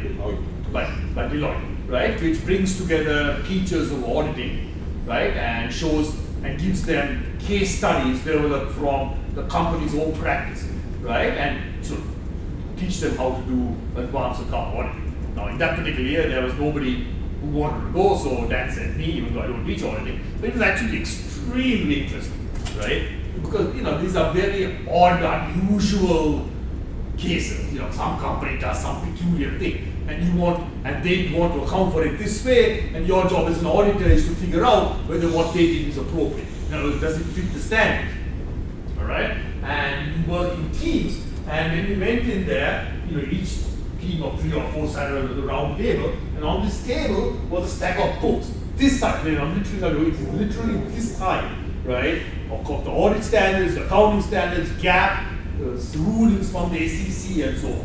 Right? And what you were supposed to do was identify what particular issue this case referred to, look it up in the books, follow it through from the standard to the authoritative guidelines from the SEC, go and look up the actual guidelines from the company itself, from Deloitte, to figure out what you're supposed to do. Right? Now, at the same time, right, they had a laptop there. And the laptop was linked to the company's own digitization of all these books. Right? So here was an experiment, right, to see which one was better. You can imagine which one was better. By then, everybody was saying, let us have access to this database, right? It's so simple. You type in some keywords and you search from there, and you get the data much faster than searching through all these books, right? And they said, no, this is our private system, you can't have access to it. But the point is, that's what that research was talking about, right? This idea that digitization means much more efficient ways of doing things. But, there's pros and cons to that. The digitalization might push you in a particular way, and you might miss something important that a book might talk about in more depth and so on, right? So that's what that paper is going on about. But since then, these other papers that come, this is a very small reading list for XBRL. It's probably 200 papers that one could have put down there, all right? Okay, and these papers have gone in several directions. One big area of research was auditing XBRL, right? Now, this is, you might consider to be purely normative research, because as it happens, right now, the SEC does not require XBRL reports being audited, right? So, there was a lot of research by AIS researchers talking about this, the pros and cons. Should it be audited, right? And assuming it should be audited, how should it be audited? Right? So Alex and Raj had a paper that applied the conceptual model of auditing to XBRL documents and came up with a set of rules, right, about how you would do it, right, and all the steps you have to follow. And other people like Juan and Ifrif had similar papers. Okay, Glenn and I had a paper which talked about this and pointed out the cost, right? That it turns out the cost of doing an XBRL report was less than $100,000, right? So, that raises the question, how much are you willing to pay to have it audited? If it costs $100,000, what fraction would you pay? Would you pay $10,000? Would you pay $25,000? Right? Would you pay $250,000? Would you pay more than the report itself to have it audited? Right? That's not a question that normally arises because in real, with financial statements, the auditing is mandated, so the cost is given. Right? I mean, it doesn't matter what the cost is you have to do it. But here it's voluntary, so you have to think about, if it really costs you more to do more to audit than to do, is anybody really willing to do this, right? And so that's an interesting idea to think about. So that's one area of research. The other, of course, was looking at the actual experience of XBRL. All right, so you will see here papers like the effect of first wave mandatory XBRL reporting across the financial environment by Kim, Lim, and Ngo, right? She, I did, and Juan, right? So once the actual data came about, right, there was several standards. One was on what's called the voluntary filing program, or the VFP. Right? This was what happened here was that before it became mandated for all companies, for like 3 years, the SEC said companies can voluntarily submit an XBRL document. And about 35 companies did. And there was a slew of papers, enormous number of papers looking at these 35 companies.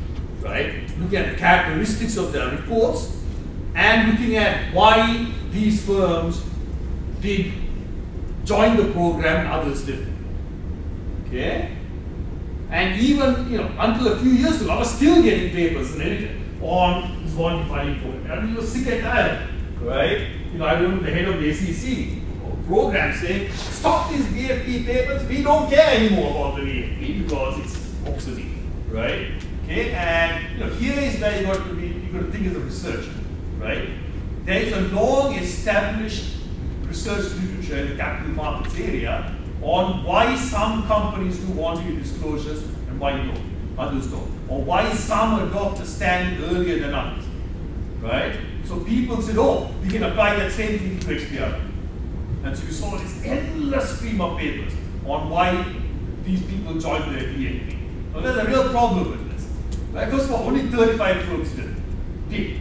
That means like 30,000 didn't, right, who put it, right? So it's very, to my mind, it's very hard to draw a conclusion when the samples are so imbalanced, right? 35 versus thousands who did, right? Because almost every characteristic of a voluntary firm, you could probably match the firm that didn't do it, right? The other problem was, you know, these, we know why those 35 didn't.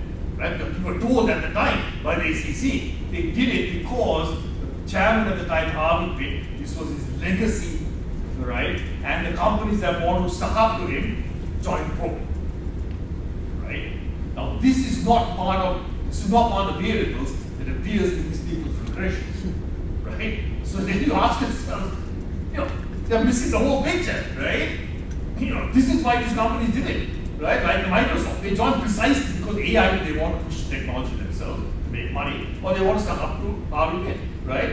So if we know this and it doesn't appear in the regression, what is the point of the regression, right? So, you know, it just shows that you be very careful when you apply these tools, especially if you're an AI person, you're applying tools from capital market research. You've got to really understand what you're doing, right? Not just say, oh, here's an opportunity for a big publication, right? Then after the VFP came the mandatory XBRL, which meant that now all the big companies, right, the computer stack companies are using XBRL. And there's been a large number of papers on this topic, right, using XBRL data, okay, trying to find, you know, what was the effect of XBRL. So for example, did the use of mandatory XBRL reduce the cost of capital, right? Did it lead to lower interest rates of bonds, right? Did it lead to higher income, you know, effects on the price and this and that, right? So all the usual event study capital market variables have been studied with XBRL, right? Now again, you have to be careful. Some of these papers are cited here, right? To my mind, this is a very difficult thing to do. Why? Because the mandate came into effect in this time period. Right? Okay, and as of course we know, something else also took place in this time period. Alright? And I have never been able to have been convinced that you can differentiate the effect of XBRL from the global financial crisis. Right? You say, oh, well, you know, we put difference in difference, or we put in fixed effects or year effects or something. But to my mind, you just can't do this, right? Because the world changed in 2008, 2009. Right? It wasn't, you know, it wasn't just a temporary effect. It was a time, it was a, you know, it was a discontinuous jump in the market, in the world, right? So the world doesn't look the same before as after, and so to my mind, you can't really pull out that effect, right? And so these papers are very difficult for me to swallow, right? That this can have such an effect. Okay, but nonetheless, a lot of papers have been published. A lot of people continue to publish papers in this area, right? Okay. However, you know, I remember long ago, people are saying, you know, the time will come and XBRL will just be the infrastructure, like turning on a tap and getting water, and that is what is happening now.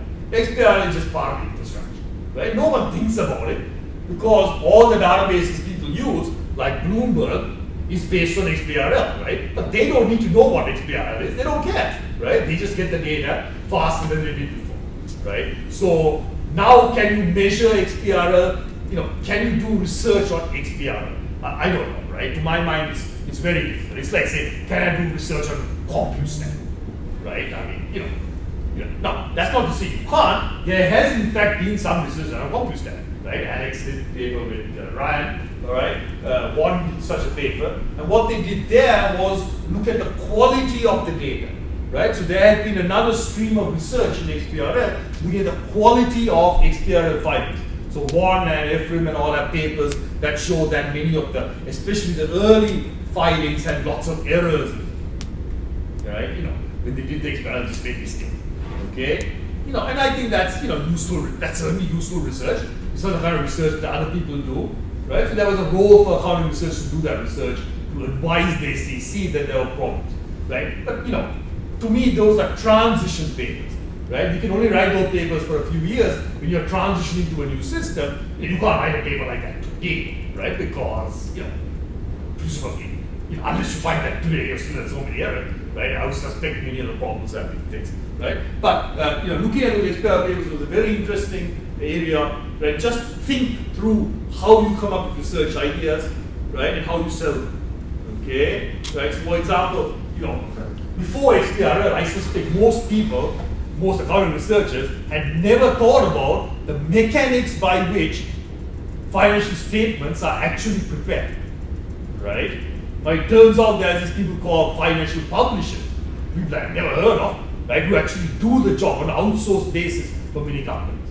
And these people started doing the XPRL. So we learned a great deal about that process, right? But it also had to impact the research, because if someone said, oh, well, a manager may manipulate the use of tags, right, to mislead the market, right, without understanding that in fact the tags were chosen by this third party, right, then of course that research became rather stupid, right? And there was that kind of research taking place.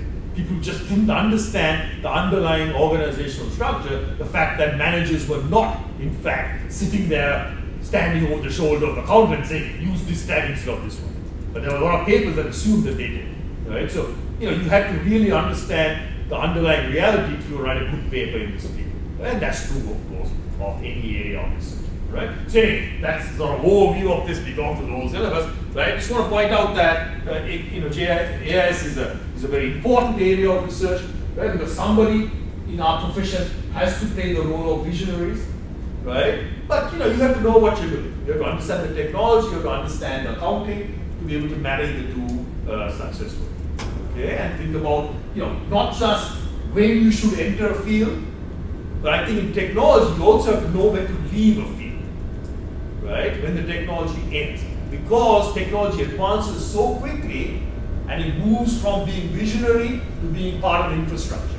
And when it's part of the infrastructure, I don't think that's really the job of accounting researchers then to study. Right? We should move on to the next visionary, because that's our job. We are the path finders. At least that's how I see what AI has done. Right? Yeah, in fact, Glenn Gray and I'll have a paper on with some students from Rutgers on the birth and death of artificial intelligence research, right? As it showed the transition, a lot of people jumped on it, did a lot of research, and then the research just came on, right? And now it's working.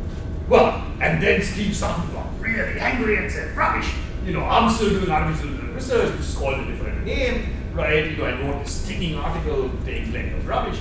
Right, and saying that he got mad because they didn't cite his paper. And I pointed out those days, the fact that you changed the name from artificial intelligence to neural networks, right, might tell you something. I mean, that is actually telling you that artificial intelligence was no longer a selling point, right? You just didn't really bet. The point is that you can do research like that, right? Anyway, that's it. Sorry I went over time, and sorry I followed. You didn't go over time. Perfect time. Okay, thank you. Thank you, Mike. So guys, we have the final exam, correct? And so I'm going to ask every professor to prepare a question, and I'm going to give you options like, I don't know,